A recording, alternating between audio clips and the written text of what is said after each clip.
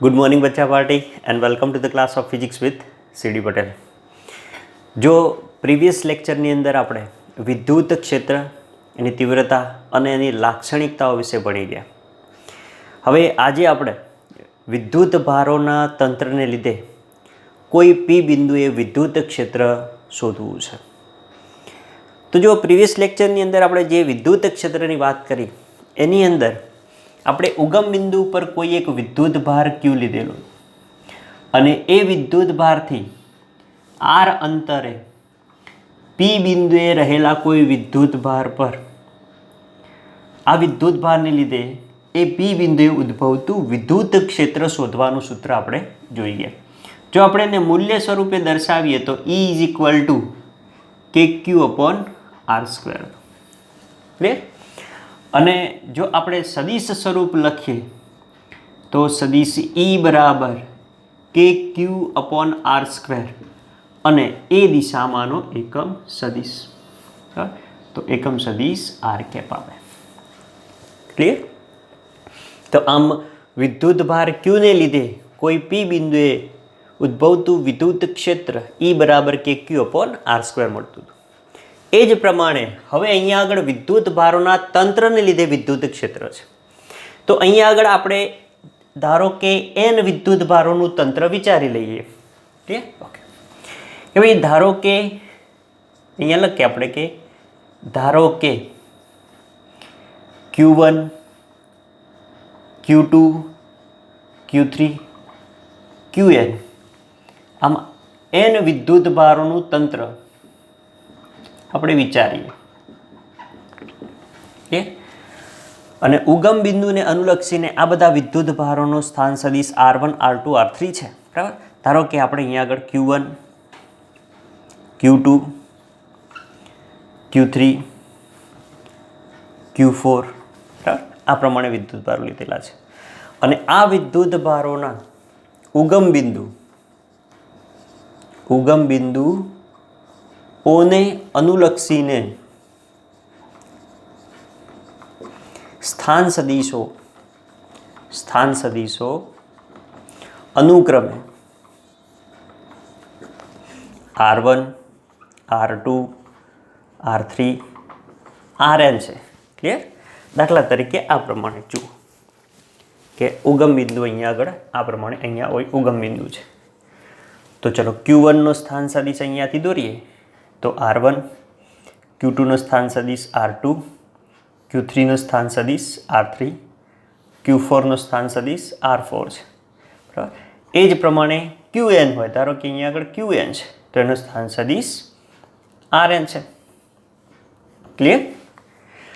પરંતુ આપણે આ વસ્તુ ધ્યાનમાં લઈ લઈએ કારણ કે આ વિદ્યુત ભારોને લીધે કોઈ પી બિંદુએ, બરાબર, આ પી બિંદુએ આપણે વિદ્યુત ક્ષેત્ર શોધવું છે, બરાબર। એટલે આ આપણે અહીંયા આગળ જે લખ્યું, બરાબર, એ આપણે અહીંયા આગળ આકૃતિમાં દર્શાવીશું। નહીં તો શું થશે કે આકૃતિ થોડીક કોમ્પ્લિકેટેડ થઈ જશે, તમને સમજવામાં થોડીક તકલીફ પડશે, બરાબર। એટલે આ જે વસ્તુ મેં લખેલી છે એ તમે આ પ્રમાણે અહીંયા આગળ સમજી લેવાની, બરાબર। એટલે ગેરસમજ ના થાય એના માટે મેં તમને આ વસ્તુ સમજાવી। ક્લિયર? ઓકે, તો ચલો ફરી એકવાર કે ભાઈ Q1 Q2 Q3 up to Qn વિદ્યુત ભારોનું એક તંત્ર વિચારો અને કોઈ ઉગમ બિંદુને અનુલક્ષીને આ વિદ્યુત ભારોના સ્થાન સદિશો અનુક્રમે R1 R2 સદિશ R1 સદિશ R2 સદિશ R3 અપ ટુ સદિશ Rn છે, બરાબર। હવે અહીં આપણે આ તંત્રમાંના કોઈ પી બિંદુએ વિદ્યુત ક્ષેત્રની તીવ્રતા શોધવી છે, એટલે કે વિદ્યુત ક્ષેત્ર શોધવું છે, બરાબર, આ વિદ્યુત ભારોને કારણે। ઓકે, તો ચલો અહીં Q1 ને લીધે પી બિંદુ આગળનું વિદ્યુત ક્ષેત્ર, બરાબર, કેટલું થશે? તો આપણે એને E1 કહી દઈએ, જે કઈ દિશામાં હોય આ દિશામાં હશે। ચલો E1, બરાબર। તો જો આપણે લખીએ અહીંયા આગળ કે વિદ્યુત ભાર Q1 ને લીધે પી બિંદુએ વિદ્યુત ક્ષેત્ર તો બોલો વિદ્યુત ક્ષેત્ર જેને આપણે શું કહીશું E1, તો E1 બરાબર કે, ચલો આ સૂત્ર ઉપરથી બોલો, Q1 છેદમાં બંને વચ્ચેનું અંતર, ધારો કે બંને વચ્ચેનું અંતર R1P સદિશ સ્વરૂપે આપણે લખી દઈએ, બરાબર, R1P, તો R1P નો સ્ક્વેર ઇન્ટુ એ દિશામાંનો એકમ સદિશ R1P કેપ. તો આ Q1 ને લીધે P બિંદુએ ઉદ્ભવતું અથવા તો P બિંદુએ વિદ્યુત ક્ષેત્ર E1 બરાબર કે Q1 અપોન R1P નો સ્ક્વેર ઇન્ટુ એ દિશામાંનો એકમ સદિશ.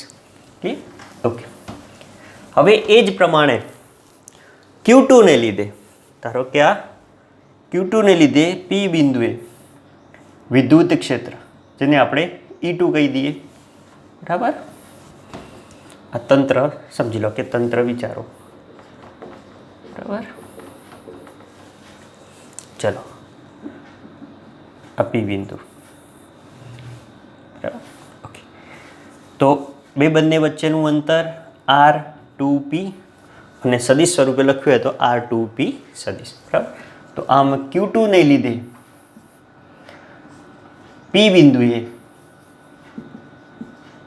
વિદ્યુત ક્ષેત્ર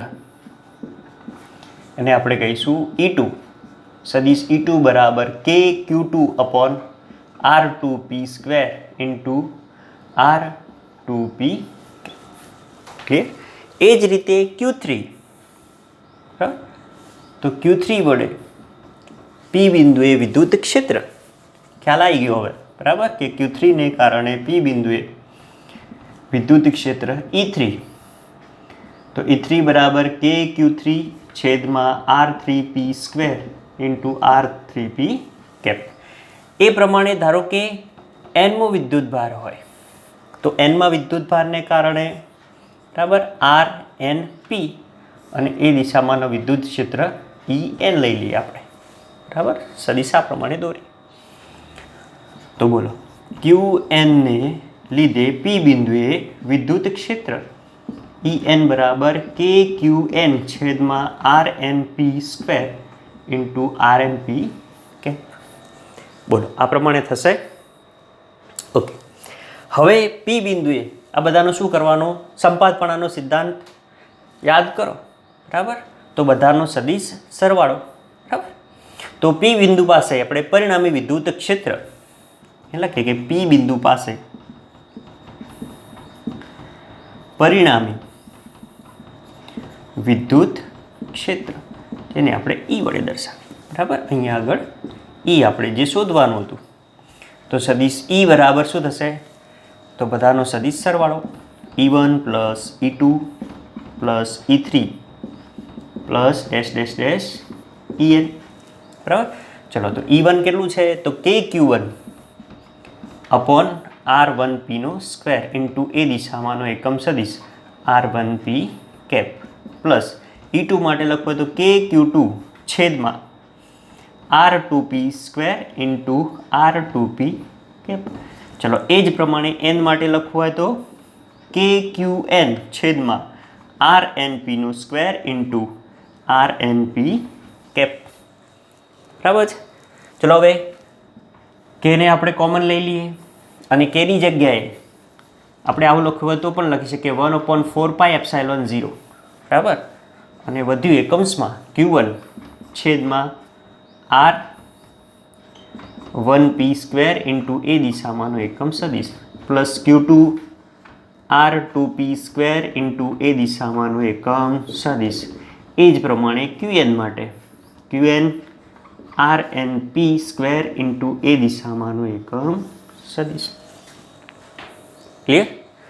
તો આને ગાણિતિક ભાષામાં લખવું હોય તો 1/4πε0 ઇન્ટુ, ચલો, summation over I runs from 1 to N, બરાબર, QI, બરાબર, જે I બરાબર 1 to N છે, તો QI છેદમાં RIP સ્ક્વેર ઇન્ટુ એ દિશામાંનો એકમ સદિશ RIP કેપ. ઓકે, તો બોલો P બિંદુએ N વિદ્યુત ભારોને લીધે મળતું પરિણામી વિદ્યુત ક્ષેત્ર આપણને આટલું મળે. ક્લિયર? ઇઝી છે એકદમ. બરાબર. તો આ પ્રમાણે લખવાનું પહેલાં કે ધારો કે Q1 Q2 Q3 આમ Qn વિદ્યુત ભારોનું બનેલું એક તંત્ર આપણે વિચારીએ અને ઉગમ બિંદુઓને અનુલક્ષીને તેમના સ્થાન સદીશો R1 R2 R3 છે, મેં આગળ સમજાય એ પ્રમાણે. બરાબર. જે અહીંયા તમને ડ્રો કરેલા નથી. બરાબર. કારણ કે પછી આકૃતિ કોમ્પ્લિકેટેડ થઈ જાય. જો આગળ આપણે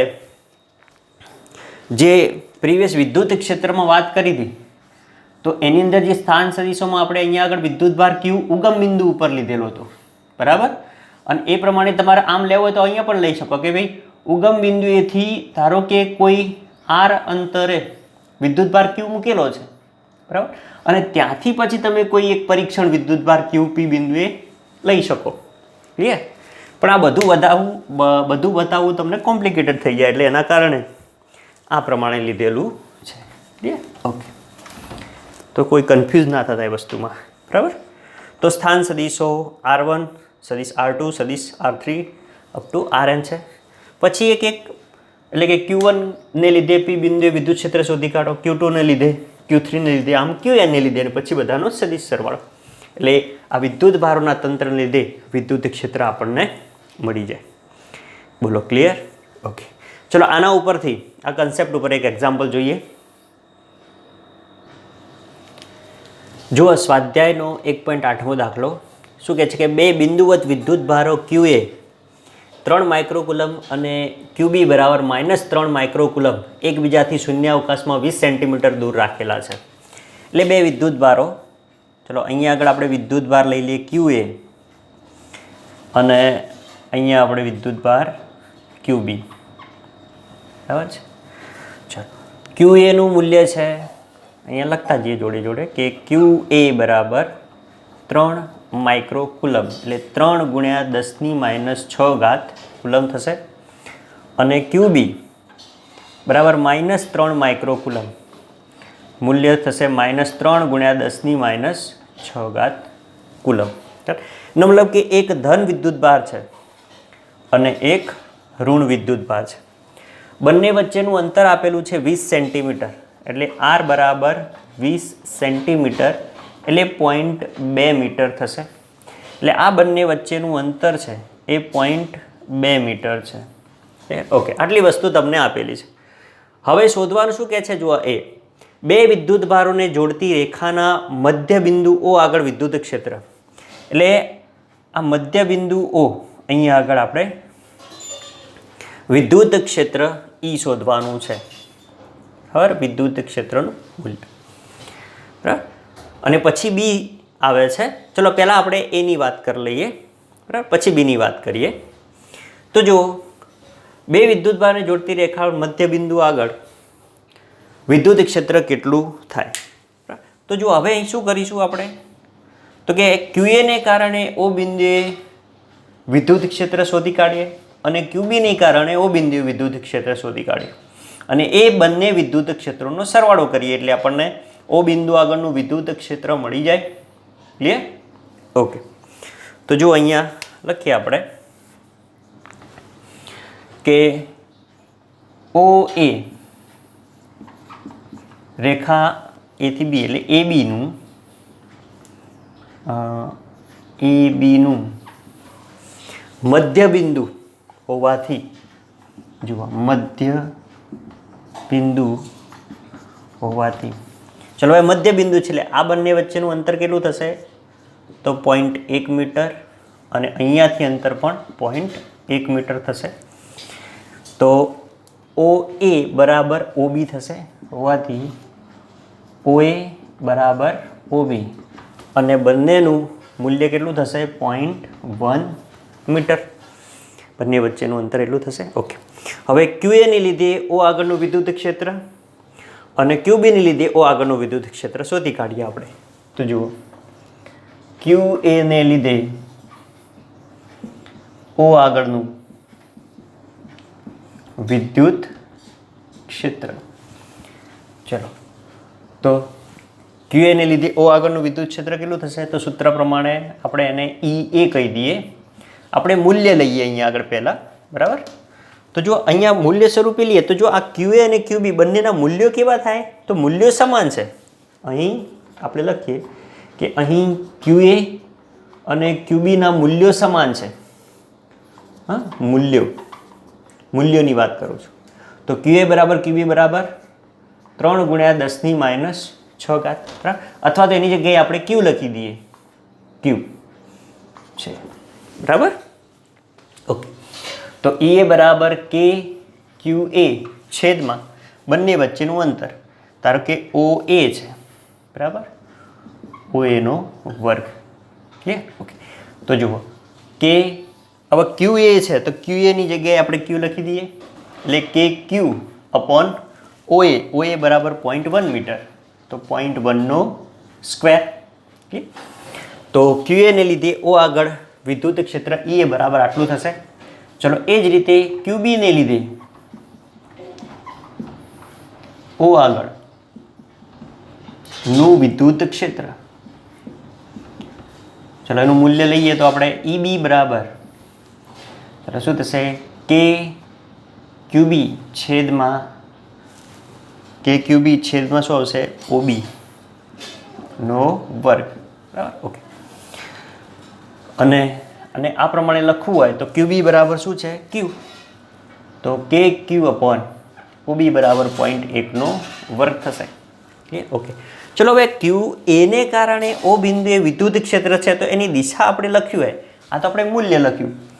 ધારો કે આપણે એની દિશા લખવી હોય તો દિશા કઈ આવશે, તો A થી O તરફ આવશે. તો અહીં દિશા લખીએ કે દિશા A થી O તરફ, બરાબર. ચલો એ જ રીતે અહીંયા આગળ આપણે દિશાની વાત કરીએ, બરાબર.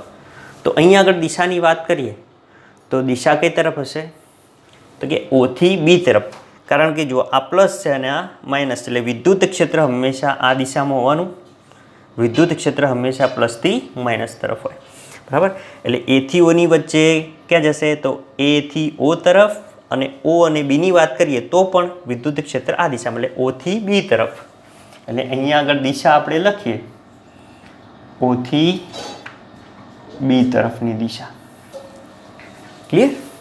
ઓકે, તો હવે બંનેના મૂલ્યોનો સરવાળો કરીએ. જો બંને એક જ દિશામાં છે વિદ્યુત ક્ષેત્ર, તો બંનેના મૂલ્યોનો સરવાળો કરતા ચાલો શું થશે, E બરાબર EA પ્લસ EB. તો બોલો EA બરાબર કેટલું છે, KQ અપોન 0.1 નો સ્ક્વેર પ્લસ EB બરાબર KQ 0.1 નો સ્ક્વેર. ચલો KQ અપોન 0.1 નો સ્ક્વેર પ્લસ KQ અપોન 0.1 નો સ્ક્વેર, 2 વાર KQ અપોન 0.1 નો વર્ગ. તો 2 ગુણ્યા, હવે કિંમત મૂકો, K ની કિંમત 9 ગુણ્યા 10 ઘાત ગુણ્યા Q વિદ્યુત ભાર જુઓ સમાન જ છે, એટલે 3 ગુણ્યા 10 - 6 ઘાત, 3 ગુણ્યા 10 - 6 ઘાત, અને છેદમાં 0.1 ઇન્ટુ 0.1. ચલો આનું તમે સાદુરૂપ આપશો તો તમને મળશે 54 ગુણ્યા 10 ઘાત ન્યૂટન પર કુલમ. વિદ્યુત ક્ષેત્ર એનું આ મૂલ્ય મળ્યું આપણને, બરાબર. ચલો હવે દિશા કઈ તરફ હશે, આ વિદ્યુત ક્ષેત્ર એની દિશા કઈ તરફ હશે, તો જો એની દિશા લખવી હોય, બરાબર, તો એથી એ તરફ. ક્લિયર? લખી દઈએ અહીંયા આગળ દિશા A થી B તરફ. ક્લિયર? આ બાજુથી આ બાજુ હશે. ક્લિયર? તો આ આપણે પહેલા પ્રશ્નનો જવાબ લખી દીધો. હવે જો બીજા પ્રશ્નનો જવાબ આપીએ આપણે, એટલે કે B. શું કહે છે કે જો 1.5 ગુણ્યા 10 - 9 ઘાત કુલંબ માન ધરાવતો એક ઋણ પરીક્ષણ વિદ્યુત ભાર, બરાબર. જો આ ઋણ પરીક્ષણ વિદ્યુત ભારની વાત કરે છે, બરાબર. આ બિંદુએ મૂકવામાં આવે તો તેના ઉપર કેટલું બળ લાગે છે, એટલે અહીંયા આગળ હવે ઋણ પરીક્ષણ વિદ્યુત ભાર એટલે -Q મૂકેલો છે, અને માઇનસ ક્યુ વિદ્યુતભારનું મૂલ્ય કેટલું આપેલું છે તો કે 1.5 ગુણ્યા 10⁻⁹ તો એના ઉપર લાગતું બળ કેટલું એફ શોધવાનું કહે છે બરાબર અહીંયા વિદ્યુતભાર કેવો આપેલો છે ઋણ બરાબર એટલે માઇનસ ક્યુ બરાબર 1.5 ગુણ્યા 10⁻⁹ કુલમ અને બળ શોધવાનું તમારે અહીંયા આગળ બરાબર તો લાગતું બળ કેટલું જો માઇનસ ક્યુ લખો તો ક્યુ બરાબર માઇનસ લખો તો પણ ચાલે પણ જો અહીંયા આગળ તમને માન આપેલું છે એનું મૂલ્ય આપેલું છે એટલે આપણે પ્લસ જ લઈશું બરાબર ઘણા સાહિત્યની અંદર એનો માઇનસ લીધેલો છે એટલે છેલ્લે જવાબ માઇનસ લાવે અને માઇનસનો અર્થ પછી શું કાઢશે કે આ માઇનસ બરાબર તો આના વડે એના ઉપર લાગતું બળ છે એટલે વિરુદ્ધ દિશામાં લાગશે બરાબર સિમ્પલ વસ્તુ છે એટલે બંને રીતે સાચો છે આન્સર તો જુઓ હવે બળ શોધવાનું છે તો એના માટેનું સૂત્ર શું છે તો E બરાબર F/Q તો આ સૂત્ર ઉપરથી આપણે Fને કરતા બનાવીએ તો F બરાબર Q ઇન્ટુ E ઓકે ચલો તો વિદ્યુતભાર Q કેટલો 1.5 ચલો અહીંયા લખું છું કે F બરાબર Q ઇન્ટુ E Q બરાબર 1.5 ગુણ્યા 10⁻⁹ ગુણ્યા વિદ્યુત ક્ષેત્ર તમે શોધી કાઢ્યું કે ભાઈ 54 ગુણ્યા 10⁴ એટલે જો આ બંનેનો ગુણાકાર કરશો તમે તો આવશે 81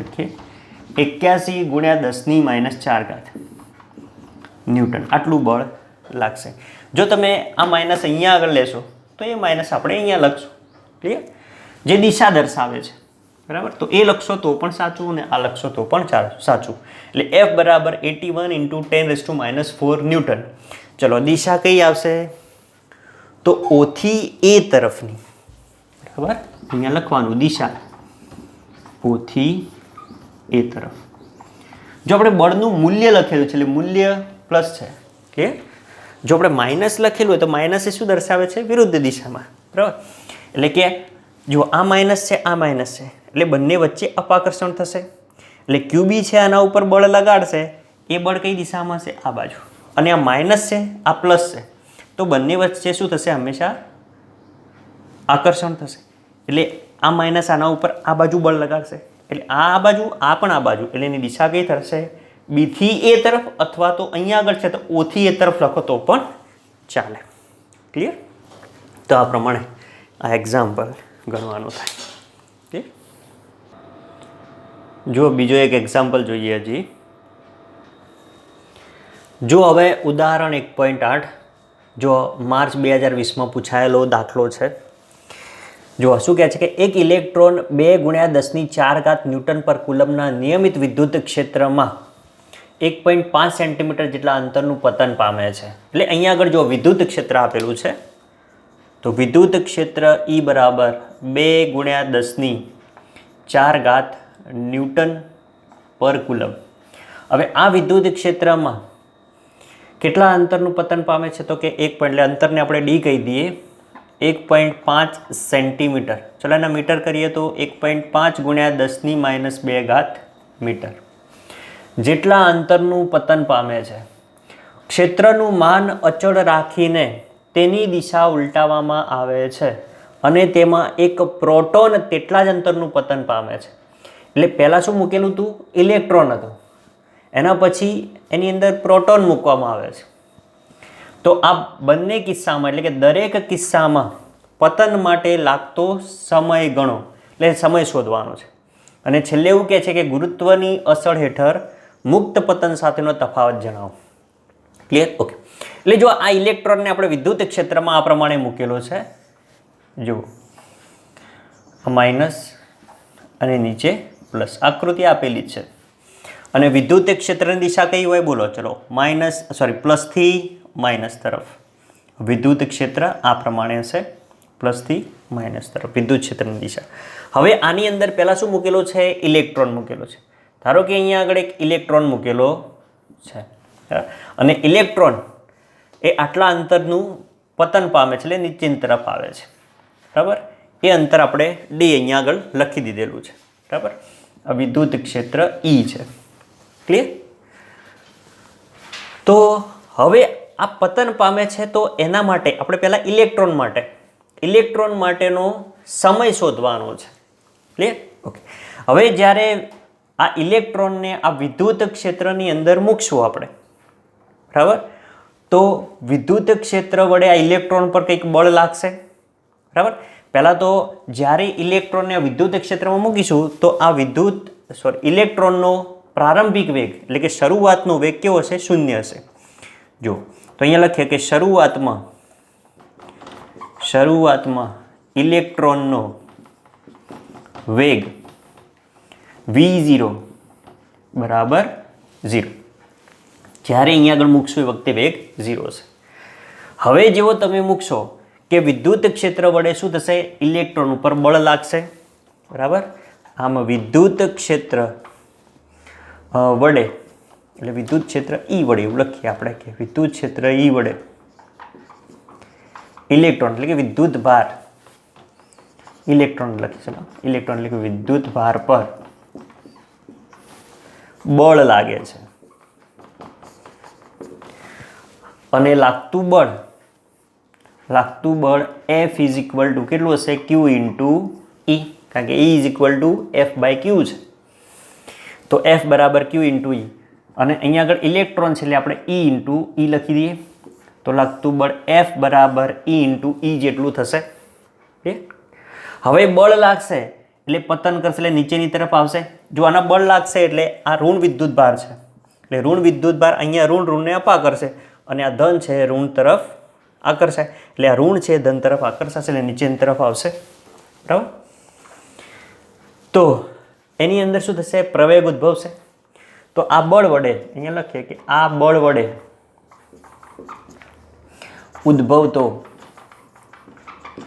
પ્રવેગ, ચલો પ્રવેગ A બરાબર શું થશે?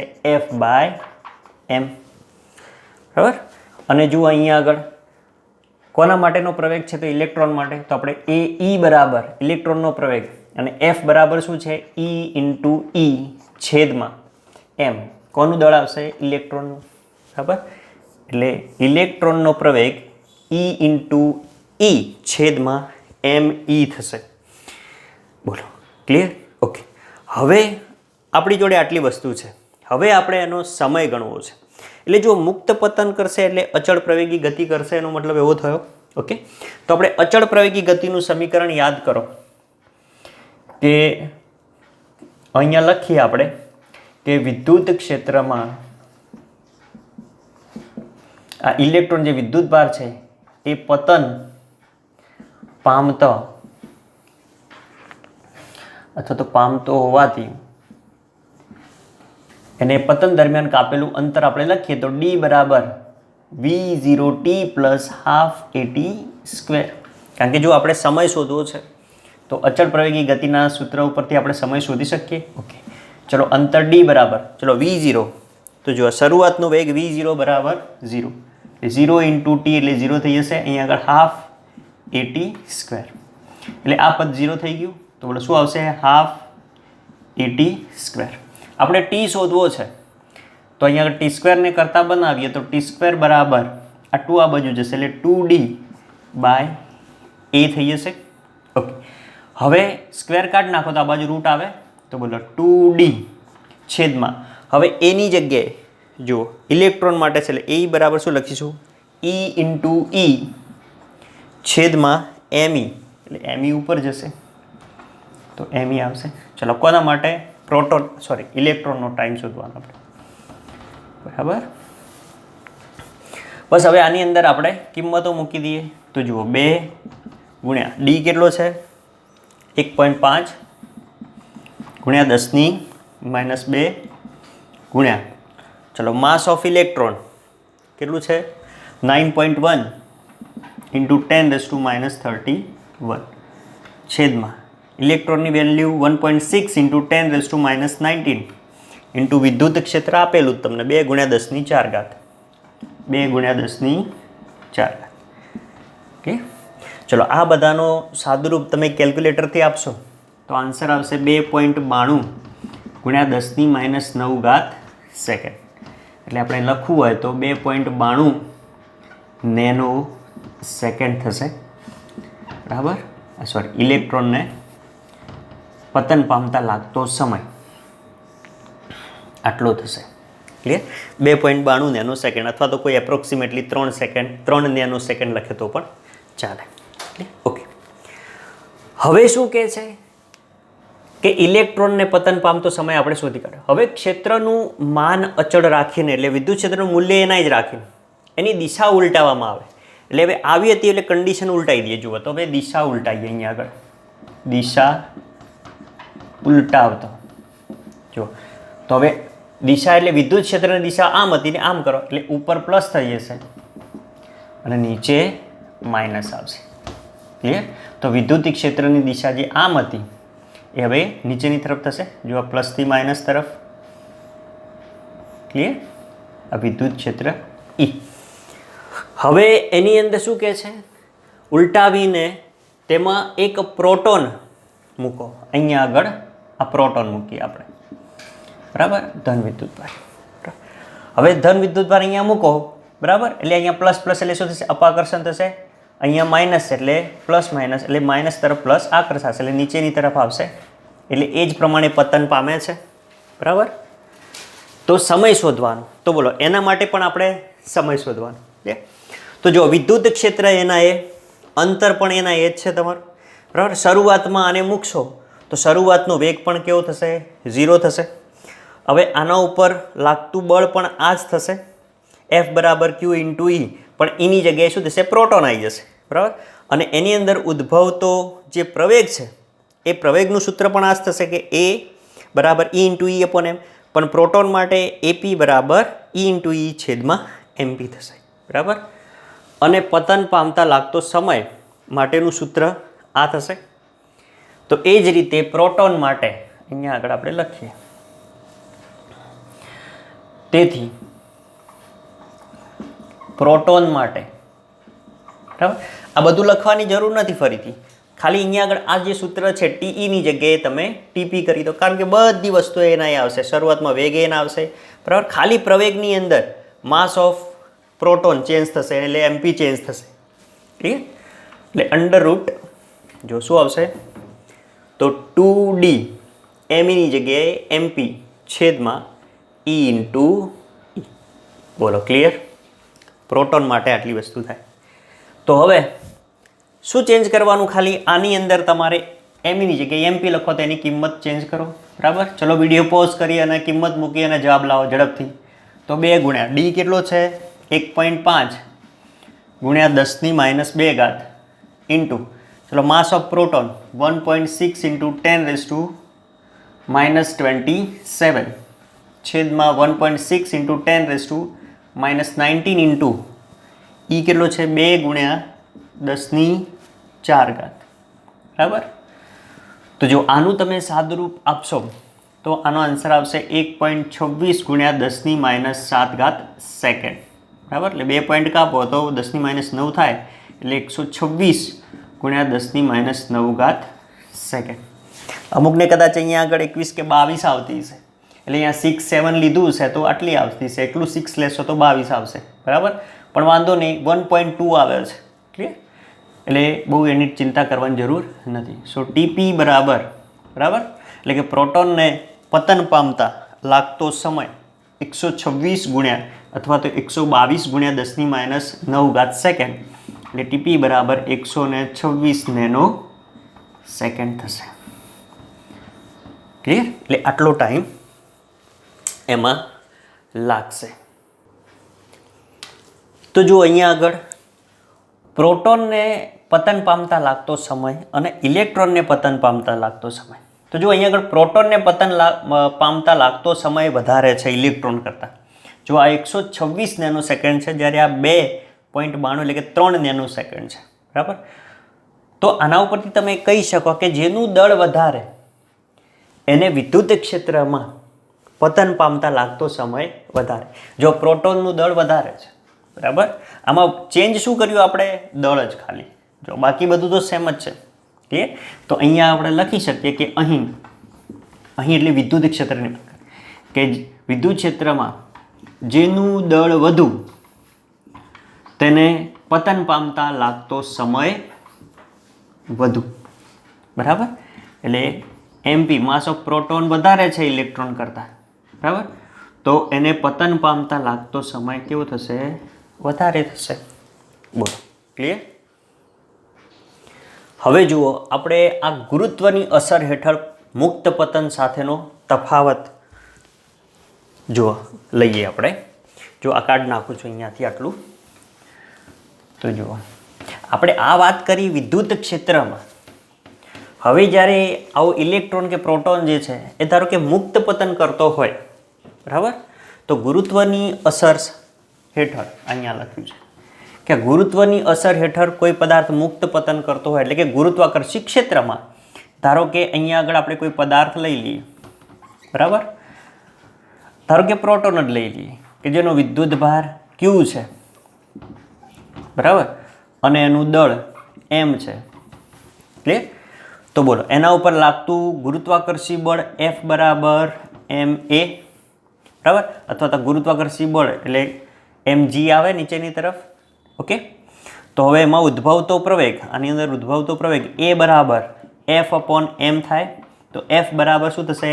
mg છેદમાં m, એટલે m જતો રહેશે, તો A બરાબર g જેટલો થશે, બરાબર. એટલે ગુરુત્વાકર્ષી બળ ક્ષેત્રમાં પદાર્થ ઉપર અથવા તો વિદ્યુત ભાર ઉપર બળ લાગતા એનો પ્રવેગ કેટલો થાય છે? g જેટલો. અને જીનું મૂલ્ય આપણને ખબર છે કેટલું? 9.8 મીટર પર સેકન્ડ સ્ક્વેર. ચલો, આટલો પ્રવેગ ઉદ્ભવે એની અંદર. ઓકે. હવે જો સમયની વાત કરીએ, તો ધારો કે મુક્ત પતન કરતો હોય ગુરુત્વાકર્ષી ક્ષેત્રની અંદર, તો સમયની વાત કરીએ તો આ જ પ્રમાણે સૂત્ર શું બનશે?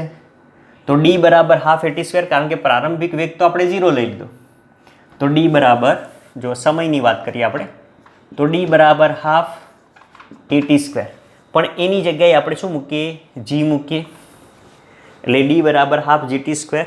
ઓકે, હવે t સ્ક્વેરને કરતાં બનાવે તો 2d બાય શું આવશે? g. તો t બરાબર અંડરરૂટ 2d બાય g થશે.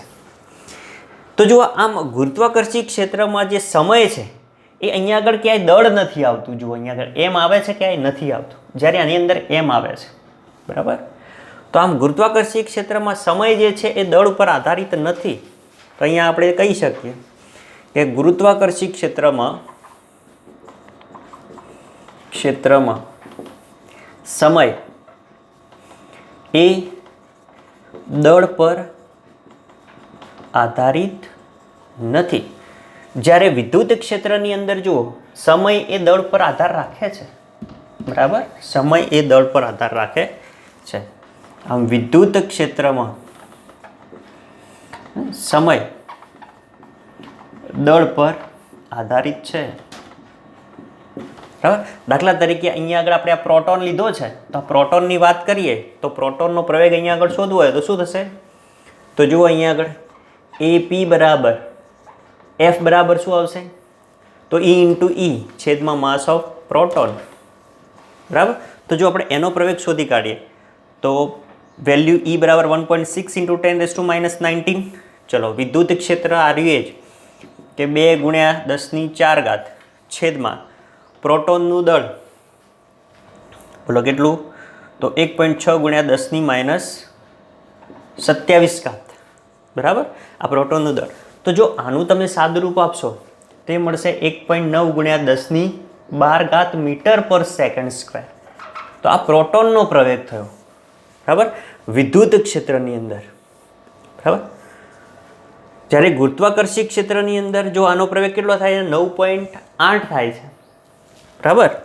તો જો કોનો પ્રવેગ વધારે છે? તો પ્રોટોનનો. વિદ્યુત ક્ષેત્રમાં પદાર્થનો પ્રવેગ વધારે છે, એટલે કે પ્રોટોનનો પ્રવેગ વધારે છે. અને પ્રવેગ વધારે તો બળ પણ વધારે, બરાબર. જો F બરાબર ma ઉપરથી પ્રવેગ વધારે તો બળ વધારે લાગે. તો બોલો, ગુરુત્વાકર્ષી ક્ષેત્રમાં પદાર્થ ઉપર લાગતું બળ ખૂબ જ ઓછું, જ્યારે વિદ્યુત ક્ષેત્રમાં લાગતું બળ ખૂબ જ વધારે છે. ક્લિયર? તો આ એનો તફાવત છે. તો આ પ્રમાણે એક્ઝામ્પલ આપણે ગણી શકીએ, બરાબર છે. તો આજે આટલું. મળીશું નેક્સ્ટ લેક્ચરમાં. ત્યાં સુધી ભણતા રહો. Tata bye bye.